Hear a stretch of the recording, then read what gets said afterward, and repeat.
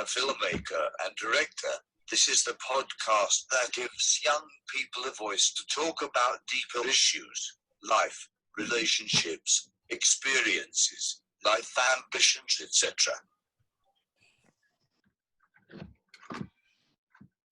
First and foremost, I would like to thank you all for taking your time to be here. I really appreciate it, and I am looking forward to having a conversation to all of you. It's nice just to see people like us coming together as a community to talk our differences and our experiences, to highlight the positives and more recognition of a disability and change the perspective of the way we look at a person with a disability, the boundaries and difficulties we face with a disability, the highs and lows, our aspirations, goals and career-wise, how the society treats a person with a disability as a whole, and together we are powerful. God damn. No, one thing, why the hell does your fucking speaker sound like an old white dude? It does. Oh my god. It sounds like me in 20 years. He went from American to old professional white man.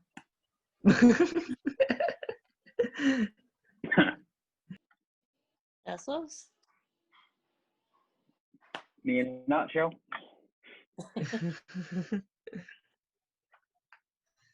Just a quick thing. Who's the fuck is who? Because I don't know who's who. Well, I'm... Oh, okay, you go first, sorry.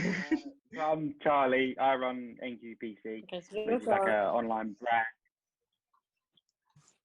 Okay.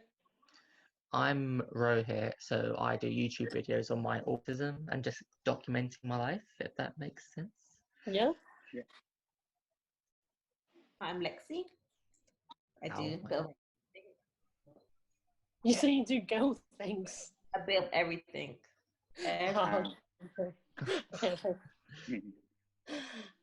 I am Sam. I literally do documentary of my life, podcasts and whatnot. Sorry, I had to put that in there. And everyone knows Nadal. The main man. Life and how you move through the world. Say that again, Nadal. How does your disability impact your daily life and how you move through the world?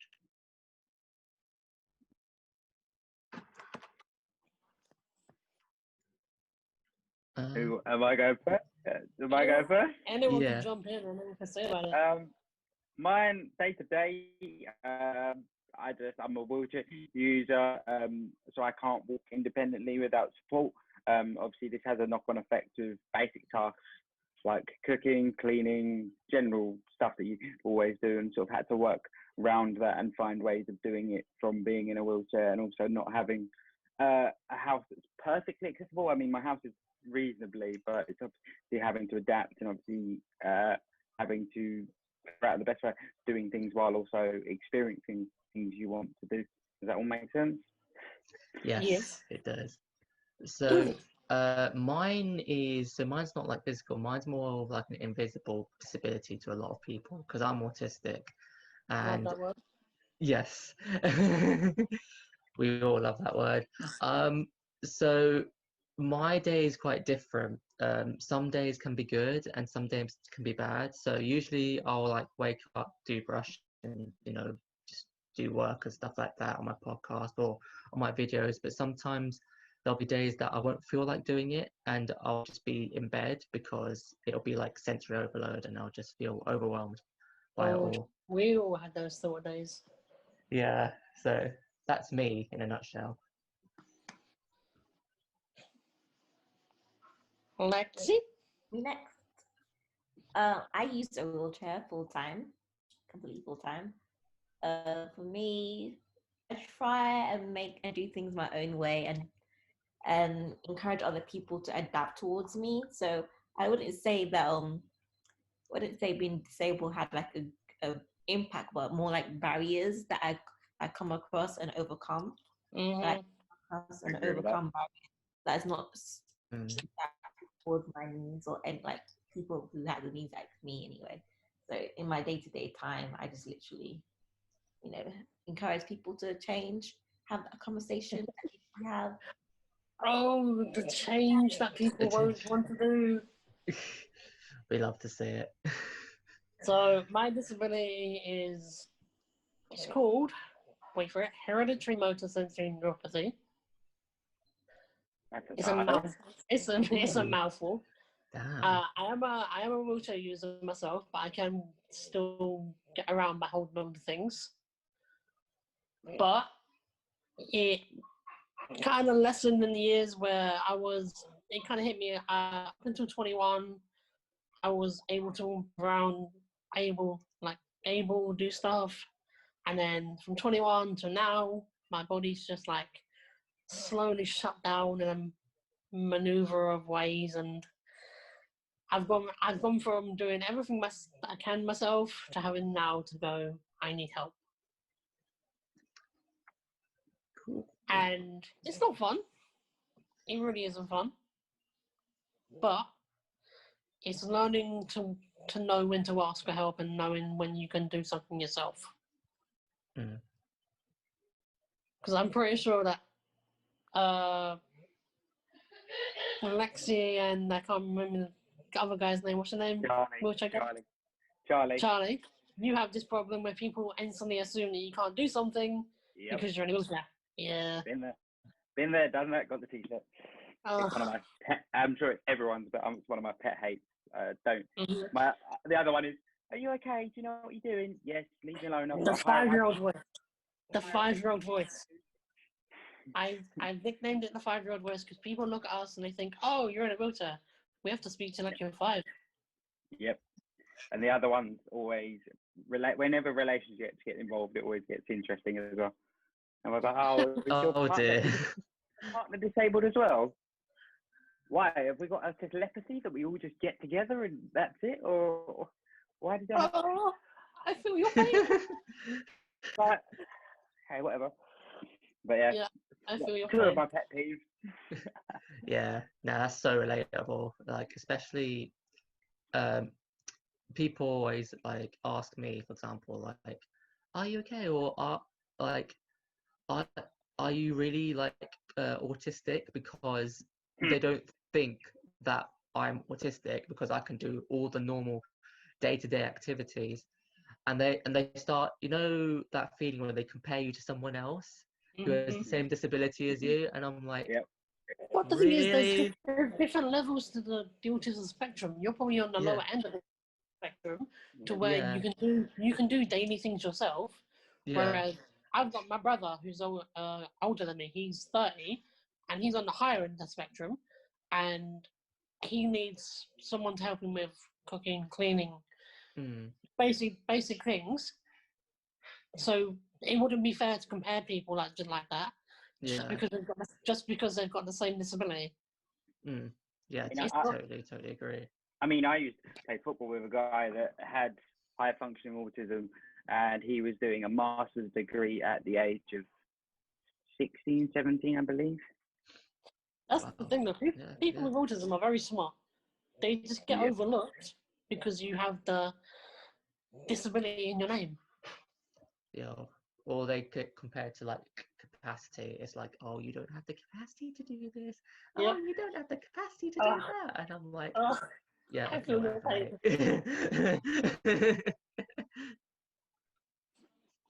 Lexi, you're very quiet. She's just taking it all in. Taking all the info and absorbing it. That's exactly the same thing I'm saying, so I don't want to like repeat. Repeat it.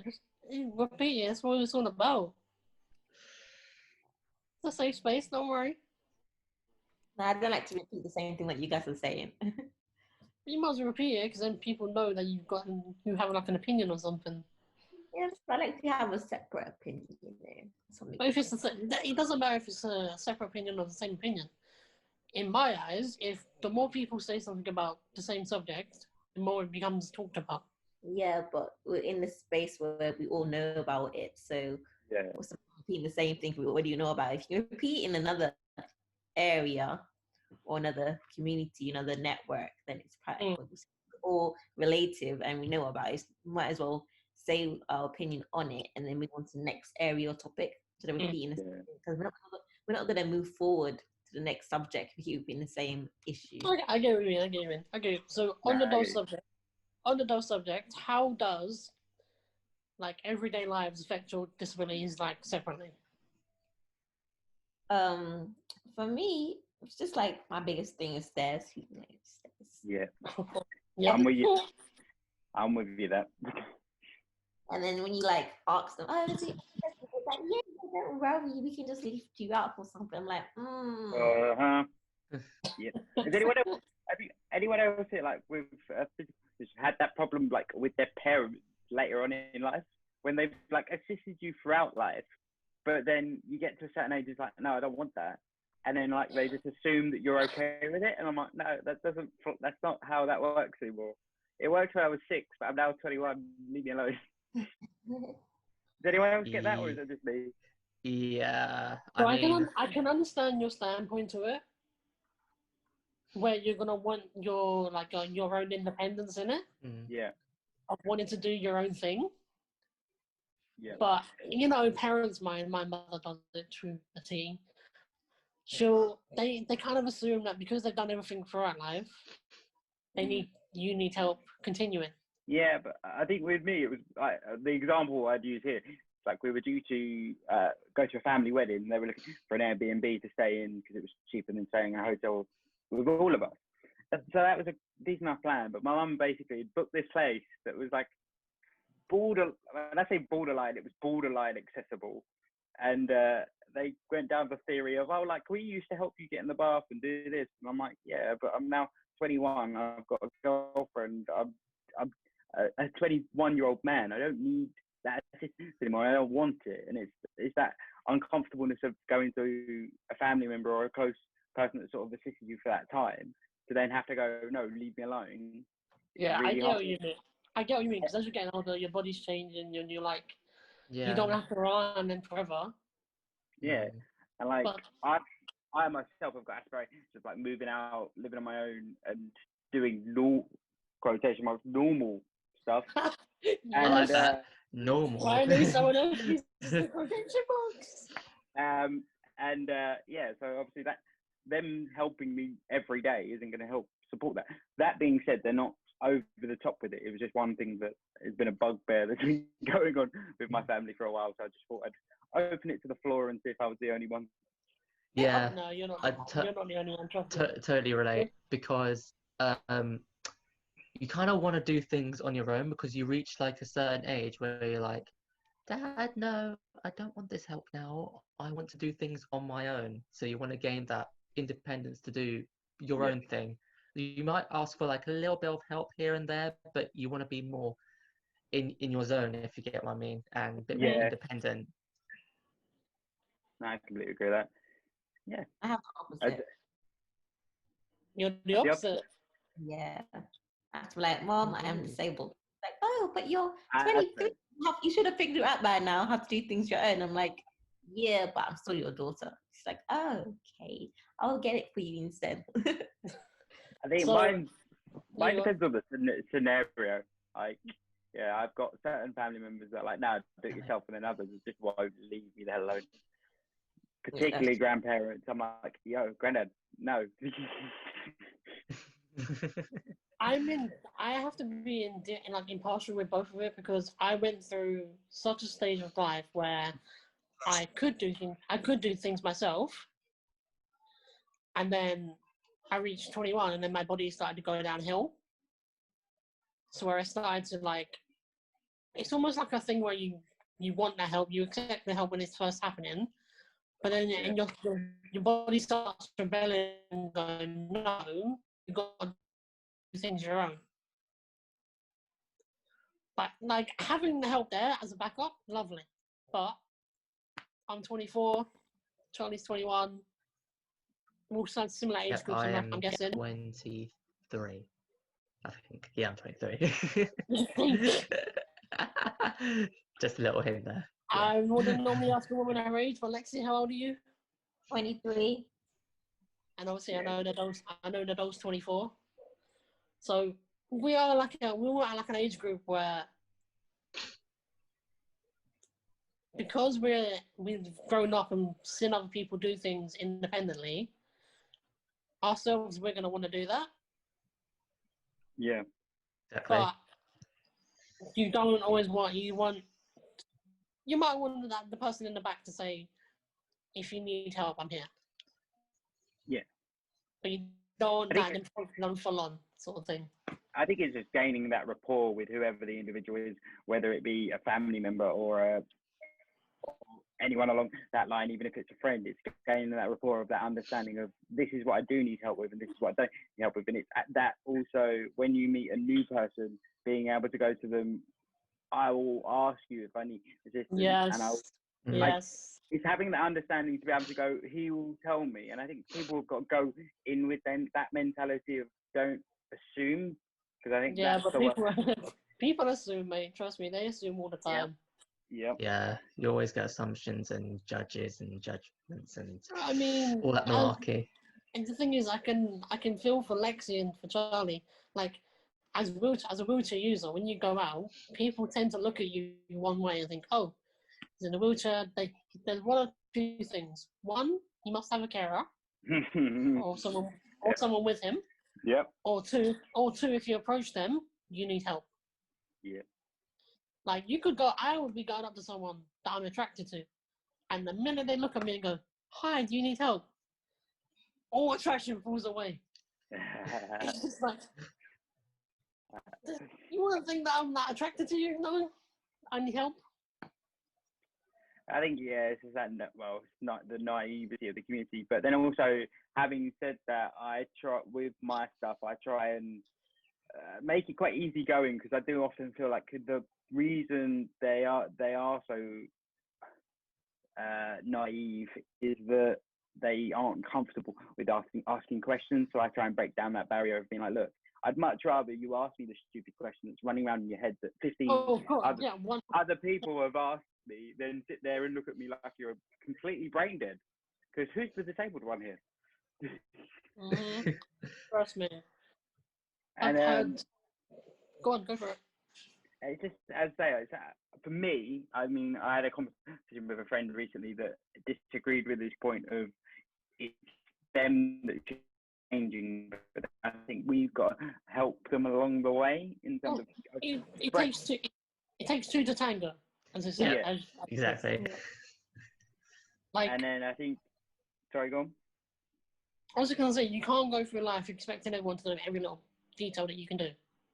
Yeah. For them to understand you, you have to understand what they are, what they want to know, what they don't want to know. Yeah. That's the back and forth of where it goes. And that just doesn't go for people with wheelchairs. That goes for people with autism as well. Exactly. You know, like, even with dyspraxia as well. And I'm lucky in the fact that I've got my brother who's got autism, so I grew up with that. Like, I knew his limits, I knew his needs and stuff like that. Yeah. Obviously, it's a bit different for him, because in turn he's so from the spectrum that he doesn't really know how to assist me in other ways. But if I say to him, I'll say, Nave, can you go grab that for me? He'll go and grab it for me. Yeah. And half the time I'm just being a lazy fuck. So. Okay. I like that. Like, Nate, if you want to get that for me, it's, I just can't be asked. I think we're all, I think on occasion, I think everyone's guilty of milking it. Oh, listen. Yeah. Someone comes up to me and they're attractive, and I'm gonna milk the shit out of them. Yes, I've got disability. Fucking hell, I don't give a fuck. I milked it all the time. I milked it at school all the time. Like, teachers would be like, to the point teachers would use the same excuse I would use to, like, why can't Lexi do it? He'd be like, she's disabled. And I'm like, sir. Yeah. Wait, so talking of school, did people like go to like special needs school, or was it like a mainstream? Mainstream. Mainstream. Yeah. Mainstream crew. Oh, me and Nadal. Okay, so me and Nadal went to Marjorie McConnell, which is in Chisholm, Bromley. I know my dream. I've got some views on it that aren't exactly the best. I think that goes for most special schools. I work in. Oh, this sounds terrible because it sounds like I joined the dark side. I work in special educational needs, so I deal Yeah, with but that's fine though. schools all fine, the time. Schools all the time, and God, like special schools do my head in because I'm like, So, just take him, just take the child. You can meet his needs. Just take him. And there's it's a nightmare. Anyway. yeah, so obviously with me and Nadal, we went to Marjorie, and we're in the middle like of another school. So we've got a school like, next to us called Cooper's. Nadal and I were quite fortunate enough because we are on a higher level of knowing stuff. We got offered to go to Cooper's for different lessons like English, math, science, and other things. So we got to experience both sets of school life in a sense. Yeah. I would much rather choose a mainstream school over a special needs school. Because the special needs school treat you as if you're a 5-year-old, even if you get to the age of 18. I can see that. I can't obviously speak to that, but I can see that. It was so fucking. I can understand what you mean, but yeah. Like we got to 16, and by 16, some of us are like, we're looking at women, we're looking at girls, and there was a no sex talk that was allowed. They implemented that in our school. They were not allowed to talk about sex. They weren't allowed to have relationships. Oh, mate, mainstream, it was a free for all. Oh, trust me, I know. The special needs school. That sounds like as if like it's your parents teaching you instead of like the teachers actually doing it. Like, you're not supposed to do this. I don't know about no. So, am I the only individual that oftentimes I get assumed that I'm well versed / comfortable around every disability known to man? Has anyone else come across disabilities themselves where either you feel out of your comfort zone just because you don't know how to approach it, or you feel out of your comfort zone because people are asking you questions about a condition that you have no idea about? And it's quite difficult, or am I the only one that's come across that? Yeah, you can't really speak. Yeah. You don't know. You can't put your own view on something you never experience or relate to. So I always tell people, if you want more experience on that condition, you have to ask someone who's there. I can tell you the general things, but obviously I'm not going to know the inside and out of it because I don't have that condition. Yeah. So I always advise to go and ask the individual with that condition to speak about it. I think the other thing for me is there's always that shock within myself whenever I find myself uncomfortable around a condition that I'm like, there's almost that self-guilt of like, hold on, you wouldn't like this on the flip side, but then it's a weird scenario to be in because it's not intentional. Mm-hmm. Just ask questions as long as you say for me, when I meet people with new conditions, that's not the same as me. But like, I'm comfortable asking questions to know what's your limit, what you like, there's things you cannot do and stuff like that. Do you mind me asking you? And that's how you come to a common ground. Yeah. See, and then you can work around that. Yeah, see, so with Nadal and myself, we never really spoke one-on-one until we got to like year 10, like year 11. But I knew of him because I had classes with him. But I was so like, felt so unapproachable to him because I didn't know how to ask him questions or anything. Yeah. And it's difficult because like with the school that we was in, we had all kinds of disabilities. And some of them were, you're sitting there and you're like, how do I ask this person a question without being insulting? Yeah. Mm. I think that oftentimes that's the bridge that's hard to get because like people will approach scenarios really different. I mean, I'm an open book. You come ask me a question, no matter what level it's on, I'll answer it. I don't know why. People sometimes go, you go personal way too quickly, and I'm like, but it's just the way I am. Well, But then it's see, I'm like that. I would rather be open about yourself than not tell anyone at all. yeah, Yeah. and I think it's that knowing of when you can approach a scenario in a certain way. So if you use me for example, you can approach me quite lightheartedly, or when you've got to approach someone a bit more serious because they're not as comfortable with that environment, if that makes sense. Oh,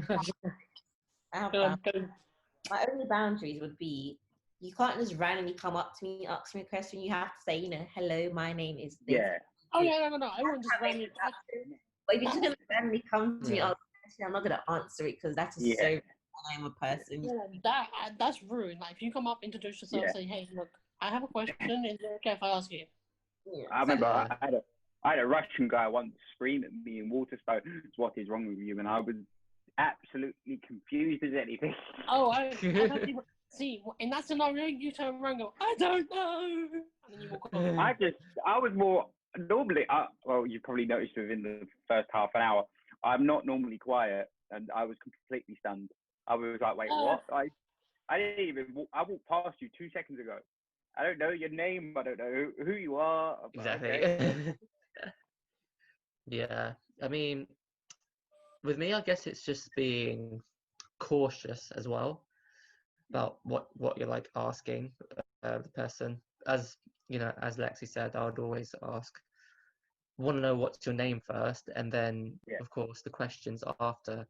Like I did a podcast episode with this model from America, and we were discussing this disability that I didn't even know of. So it's called dysautonomia, dysautonomia. It's a really long word.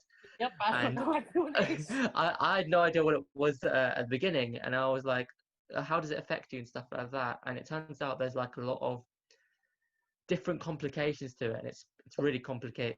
Even if I explained it still wouldn't make sense. Mm-hmm. But I feel your disability, as you hit nail on the head earlier, it's a hidden one. Yeah. So people wouldn't you could be you walk down the street and people wouldn't take 1 second glance at you unless you do something out of the ordinary. Which obviously you're like, I keep referring to him, but my brother, when we walk out and about, because of his autism, he'll start talking randomly about shit.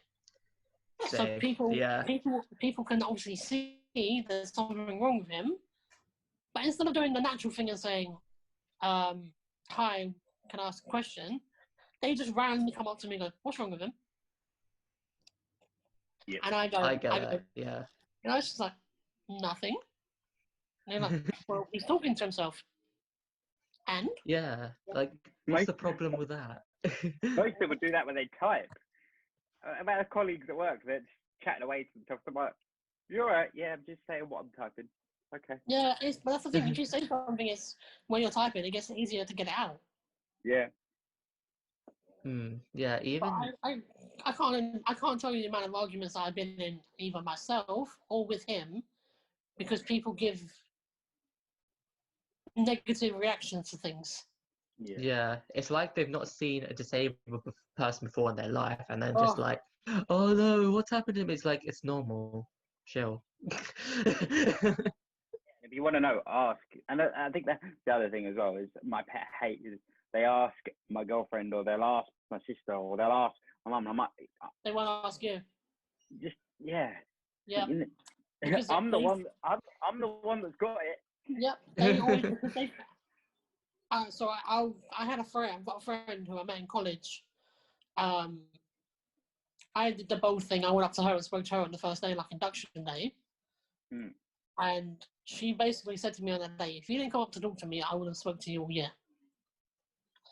But because I did, we spoke, and she's now been my friend for 6 years.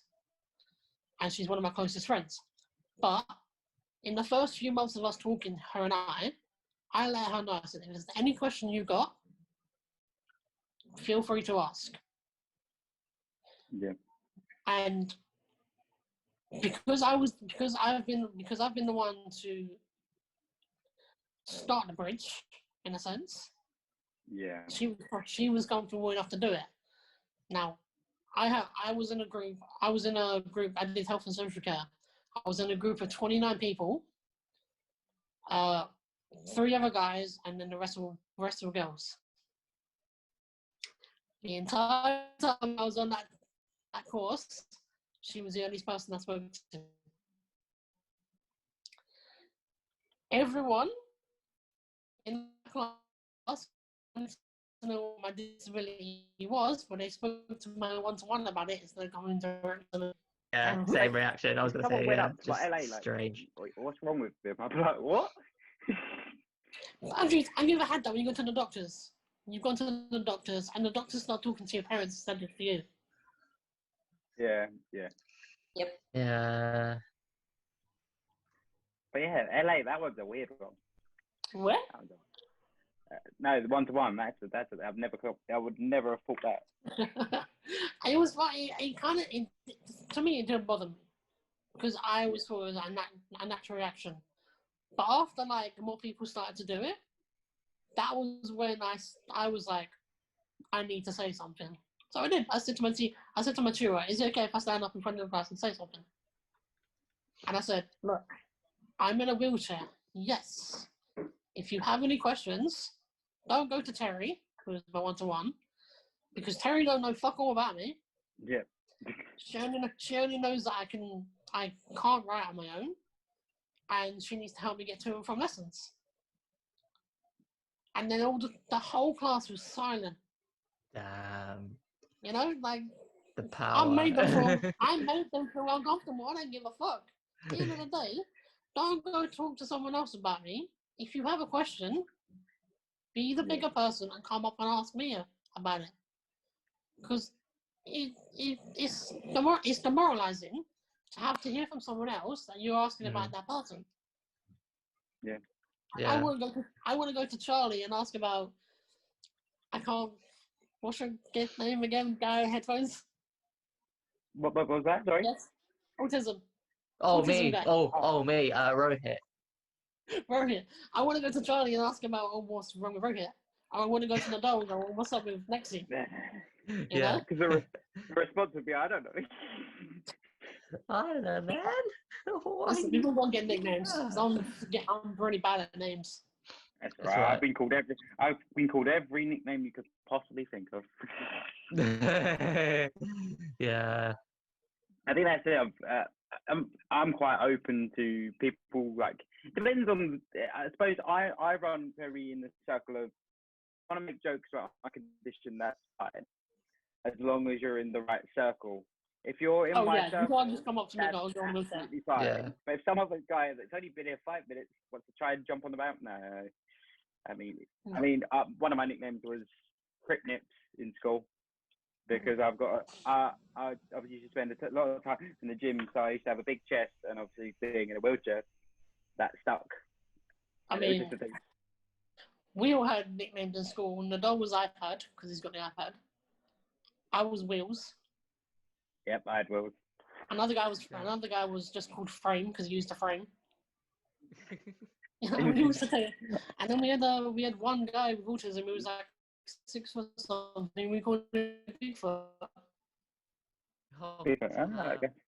I was Hot Wheels for a bit because of the ginger hair and wheelchair. I mean, my name on YouTube is called Sam Wheels. No. I don't think I had a nickname. Yeah. Pardon? I don't think I had a nickname. You never had a nickname? Yeah, I don't think I can remember. Is the one of the media technician person or assistant used to call me either Lex Luthor or Lexington because my name is I like that one. City in America or Lex Luthor because apparently my wheelchairness was an act and I'm actually evil. They call me Lex Luthor. Good dear. But that was it. I had that one, Charles Xavier. Oh yeah. Yeah. Been called that before. I was called what's it called? It was either Skinny Bones, Skinny Legs, or it was that character from Mario, Dry Bones, because of how skinny I was. I'm getting the vibe that you're skinny. I actually, well, still am, but I'm a bit more slimmer. So Oh, yeah, cool. it's all right. I envy people with autism because their metabolism goes a lot faster than mine. Yep. Yes. Yep. Yeah, it sucks. They can I eat also- and eat and eat. I'm sitting there like, Yeah. I don't want to eat Autistic anymore. person, Freakzoid. What else? So many. Freak, sorry. Freakzoid. Yeah, I was called That was- Freakzoid. that That's just, was- I was like, where did this person